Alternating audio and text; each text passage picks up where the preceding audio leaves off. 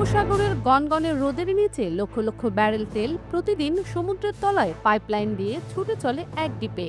খার্গ নামের এই দ্বীপে একসময় দাঁড়িয়ে ইরানের বিখ্যাত লেখক জালালাল আহমদ এটিকে বলেছিলেন পারস্য উপসাগরের এতিম মুক্তা। বুশেহর প্রদেশের এই ২২ বর্গ কিলোমিটারের প্রবাল দ্বীপটি ইরানিদের কাছে পরিচিত নিষিদ্ধ দ্বীপ নামে। বিপ্লবী গার্ড বাহিনীর কড়া পাহারায় থাকা এখানে প্রবেশ করতে হলে সরকারি নিরাপত্তা ছাড়পত্র লাগে। খার্গ দ্বীপ ইরানের অর্থনীতির মেরুদণ্ড। বুশেহর বন্দর থেকে ৫৫ কিলোমিটার উত্তর পশ্চিমে এবং ইরানি মূল ভূখণ্ড থেকে ২৮ কিলোমিটার দূরে এই দ্বীপের মাধ্যমে ইরানের মোট তেল রপ্তানির ৯০% হয়। প্রতি বছর প্রায় ৯৫ কোটি ব্যারেল তেল এখান থেকে যায়। দ্বীপটি মাত্র ৮ কিলোমিটার লম্বা ও ৪ থেকে ৫ কিলোমিটার চওড়া। তবে গভীর সমুদ্রের কারণে বিশাল সুপার ট্যাঙ্কার এখানে সহজেই ভিড়তে পারে। এই তেলের বেশিরভাগ যায় এশিয়ার বাজারে, বিশেষ করে চীনে। ইরানের পেট্রোলিয়াম মন্ত্রণালয়ের তথ্য অনুযায়ী এই টার্মিনাল আবুজার, ফুরুজান ও দুরুদ এই তিনটি বড় অফশোর ক্ষেত্র থেকে পাইপলাইনে তেল যায়। সেই তেল প্রক্রিয়া করে সংরক্ষণ করা হয়, যা বিশ্ববাজারে পাঠানো হয়।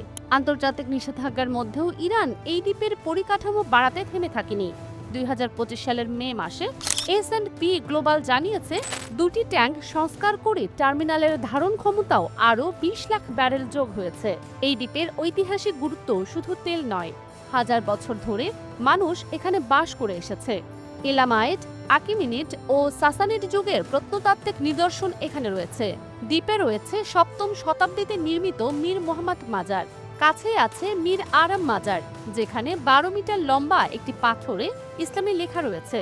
স্থানীয়রা বিশ্বাস করেন এখানে নবী নূহের বংশধর মীর আরামের সমাধি আছে। পুরনো একটি কবরস্থানে জরথুস্ত্র ধর্মী, খ্রিস্টান ও সাসানিড যুগের কবর পাশাপাশি রয়েছে।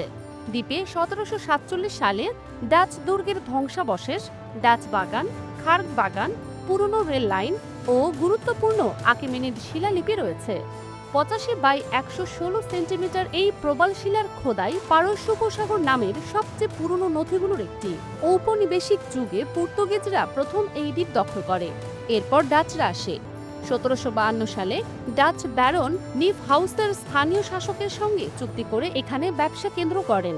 পরের বছর ডাচ ইস্ট ইন্ডিয়া কোম্পানি একটি দুর্গ বানায়, কিন্তু ১৭৬৬ সালের জানুয়ারিতে বন্দররেগের শাসক মীর মুহান্না দুর্গ আক্রমণ করে ডাচদের তাড়িয়ে দেন।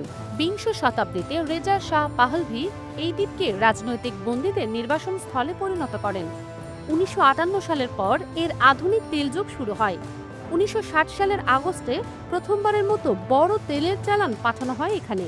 ১৯৮০ দশকে ইরান-ইরাক যুদ্ধে এই দ্বীপে ভয়াবহ বোমা হামলা হয়। পরে ইরান সরকার তা আবারও গড়ে তোলে।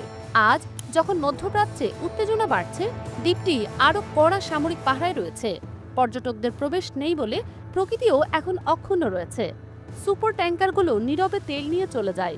ইতিমমুক্ত খার্গ দ্বীপ এভাবেই ইরানের তেলের সাম্রাজ্য আগলে রেখেছে। ফারজানা মৌসুমী, দুতিয়াল।